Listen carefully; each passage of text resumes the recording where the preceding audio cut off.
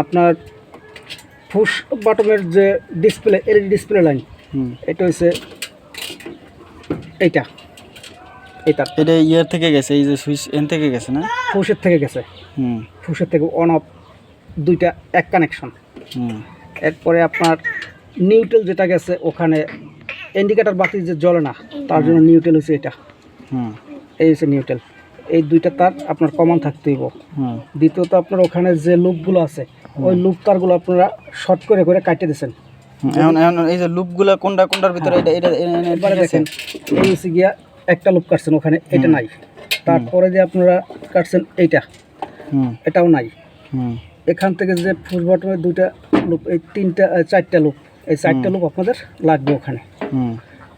এখন লাইন ঠিক আছে, আপনি মানে লুপ টুপ নিয়ে দিলে কোনটা লাগে ঠিক করে লাগাইতে পারবেন না? হ্যাঁ পারবো। মানে ওই যে সিরিজ দেওয়া লাগবে, যে এনে তো দেওয়া আছে যে কোনটা লাগবে না, আর লাগবে না, এইটাই নিব। বুঝবেন?